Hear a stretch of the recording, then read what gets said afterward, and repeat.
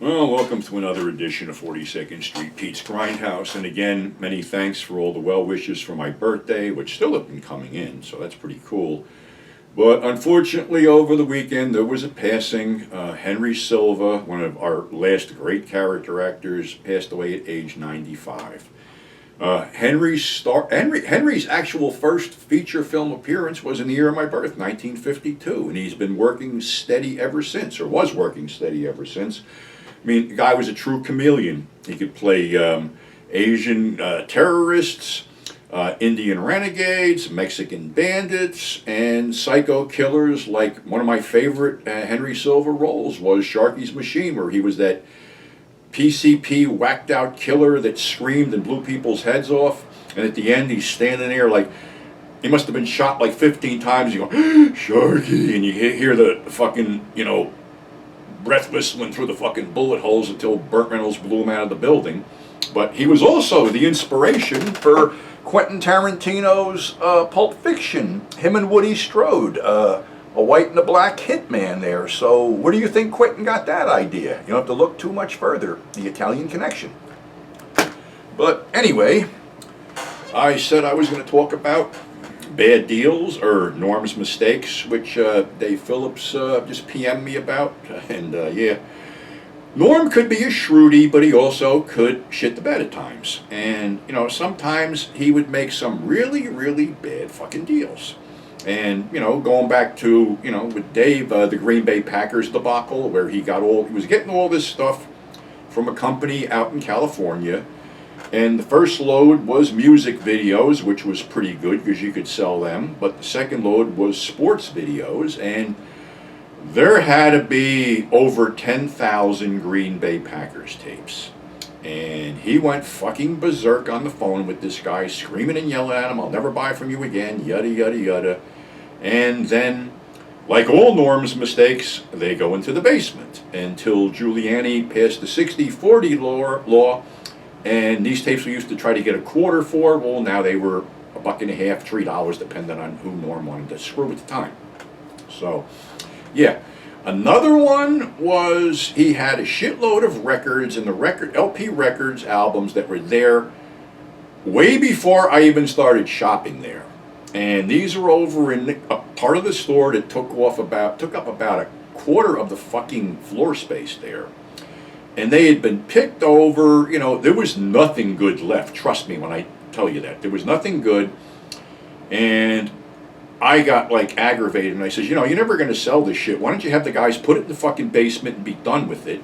And then we went back and forth and I said, I'll tell you what, if you ever do sell it, I'll give you $100. I'll bet you $100 you're not going to sell this shit while I'm here.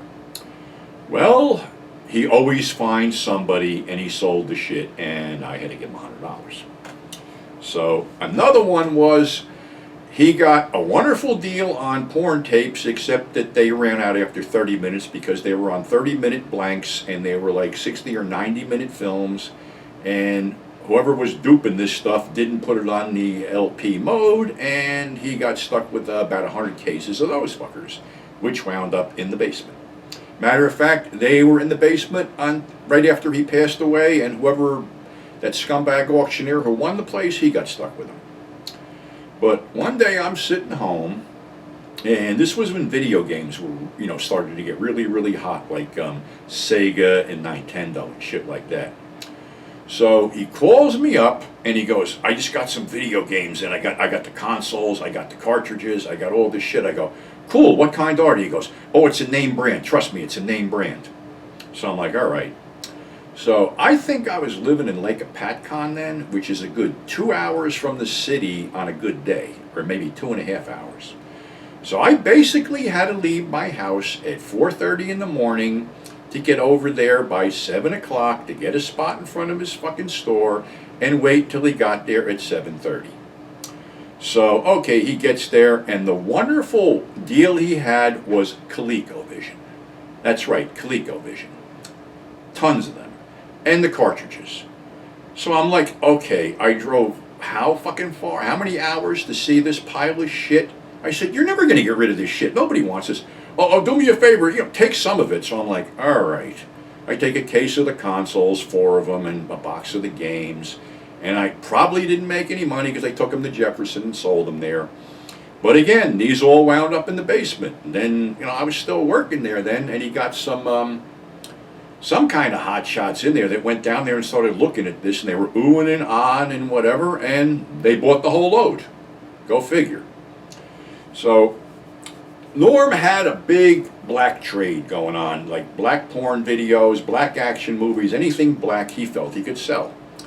Well, someone gave him a deal on black dildos, which he jumped on. It was a good deal except for one thing. They didn't work. None of them worked. People were bringing them back, and I'm like, something, just toss it in the fucking garbage can, I'll write your thing, go and, get this thing. Well, there was this one cat, I might have mentioned his name, Kevin. He was this black dude who was an ex-pimp, and he would come in all up, all coked out first thing in the morning. So he's in there, all the money I spend in this place, nobody ever gives me anything. So I hand him one of the dildos. He goes, thanks very much, and sticks it in his back pocket and walks out. We're laughing our ass off because he's walking out with this big, fake black you-know-what in his back pocket. So that was another one. Trying to think what else he got. He claimed he got brand new VCRs and they were all rebuilt. They were all the stuff that his buddies up the street were using to duplicate. So, the whole thing, me hustling, if I found an item, I would learn all I could about the item to be able to sell it. Where if he just thought it was a fucking deal, he'd buy it and then deal with it later. And one of his tricks was, a guy would call him, I got all this stuff, and he'd have the guy bring all the stuff in the store and lay it out on the floor and then lowball him.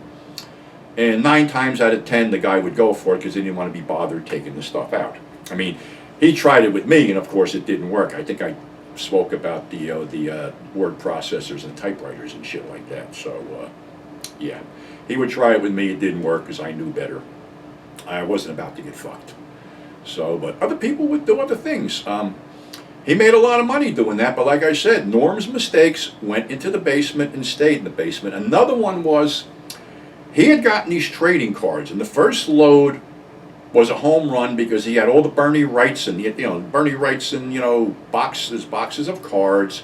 There was some other fantasy artists that I can't remember, and this was all good shit, and it sold good. Well, when everything sells good, he gets cocky and thinks he can sell everything. So he got a shitload of Power Rangers trading cards in. They didn't go anywhere. Nobody gave a shit for whatever reason. I don't know whether he got them after the craze it peaked or whatever. But again, those Power Rangers trading cards, they wound up in the basement and they stayed there until the place was auctioned off.